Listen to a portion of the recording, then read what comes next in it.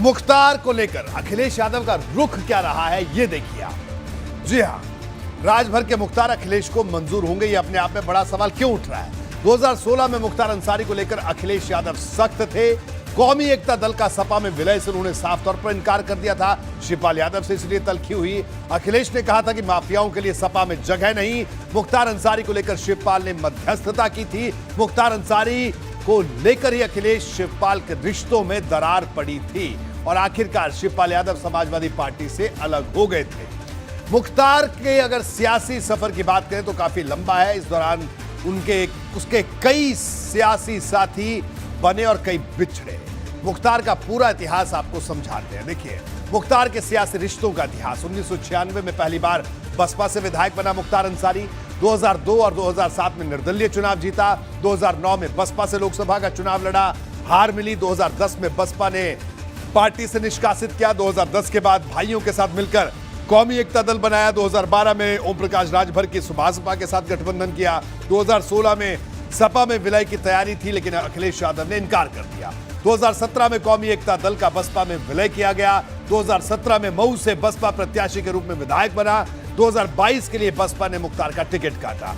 Mau seat से बसपा ने भीम राजभर को प्रत्याशी बनाया है। जी हां, पूर्वांचल में मुख्तार के अगर परिवार की बात करें तो बड़ा रसूख रखता है मुख्तार का परिवार। मुख्तार के परिवार का रसूख क्या, ये आप समझिए। देखिए, पूर्वांचल की राजनीति में मुख्तार महत्वपूर्ण नाम है। गरीबों के लिए रॉबिन हुड जैसी छवि अपनी बनाने की कोशिश मुख्तार ने हमेशा की। मऊ सीट से मुख्तार अंसारी 5 बार विधायक रहा। असदुद्दीन ओवैसी ने भी मुख्तार को टिकट का ऑफर दिया है। मुख्तार के भाई सिबगतुल्लाह अंसारी बसपा छोड़ सपा में शामिल हुआ है। मुख्तार के भाई अफजाल अंसारी गाजीपुर से बसपा के टिकट पर इस वक्त सांसद हैं। ये स्थिति है, ये दबदबा है मुख्तार अंसारी के परिवार का, जो हमने आपको बताया। हमारे साथ वीरेश पांडे जुड़े हुए हैं। वीरेश, क्या कहना है? ओम प्रकाश राजभर ने आज जो बातें कही हैं, उन बातों से थोड़ी असहज तो सपा जरूर होगी। क्या कहना है आपका? देखिए, मुख्तार अंसारी से सपा और बसपा के रिश्ते बनते बिगड़ते रहे लाभ हानि के मद्देनजर, लेकिन सुभाषपा ओम प्रकाश राजभर के रिश्ते 19 साल पहले जब पार्टी की स्थापना हुई तब से लेकर अब तक बने हुए हैं और बेझिझक ओम प्रकाश राजभर उनके साथ अपनी मित्रता का ऐलान करते रहे हैं और जेल में जाकर उन्होंने मुलाकात खुलेआम की है। जब वो मंत्री थे तब भी किया है और अब भी किया है, इसलिए ये रिश्ते कभी नहीं बदले। रोहित जी, 2012 में कौमी एकता दल और सुभाषपा का जब गठबंधन हुआ था तो 2 सीटें कौमी एकता दल मुख्तार अंसारी और सिबगतुल्लाह जीते थे। हालांकि सुभाषपा जीती नहीं थी, लेकिन 62 सीटों पर चुनाव लड़ी थी सुभाषपा और 36 सीटों पर कौमी एकता दल चुनाव लड़ी थी। और मैं आपको आंकड़े बता दूं कि पूर्वांचल की 150 सीटों में 62 सीटों पर जब ये चुनाव लड़े थे तो 10 से लेकर 49,000 सबसे ज्यादा जहूराबाद में ओम प्रकाश राजभर ने वोट पाए थे। गाजीपुर जिले की सीट है जहूराबाद और उसमें भी मुख्तार अंसारी का बड़ा दखल था। और इसके इतर भी आपको बताऊं कि जब भाजपा और सुभाषपा का गठबंधन हुआ तो उस दरमियान भी जो मुख्तार अंसारी की टीम है, सुभाषपा और खासकर ओम प्रकाश राजभर की टीम का समर्थन करती रही अंदर खाने। और ओम प्रकाश राजभर को जहूराबाद से 2017 में जिताने में मुख्तार अंसारी का अहम रोल रहा, भाजपा से लड़ने के बावजूद भी।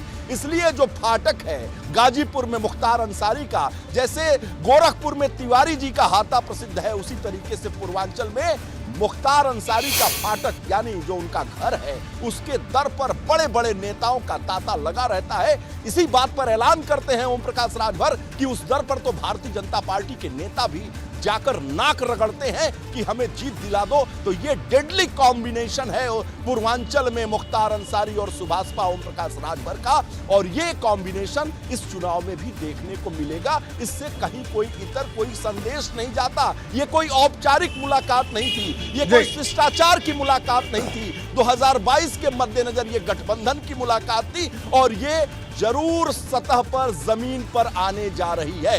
निश्चित रूप से इसे समाजवादी पार्टी भी हवा दे रही है, अंदर खाने से दे रही है। बड़ी नैतिकता के साथ तथाकथित राजनीति करके अखिलेश यादव ने चुनाव लड़ लिया, देख लिया। जब वो डीपी यादव को बाहर करते, वो कौमी एकता दल के विलय से इनकार करते, लेकिन अब वो समझ चुके हैं कि 2022 में हमें साम दाम दंड भेद हर नीति के साथ सत्ता पानी होगी। बिल्कुल। नैतिकता को थोड़ा ताक पर रख दिया है उन्होंने। बिल्कुल। इसलिए तो वीरेश, ओम प्रकाश राजभर के जरिए वो मुख्तार अंसारी से बात कर रहे हैं।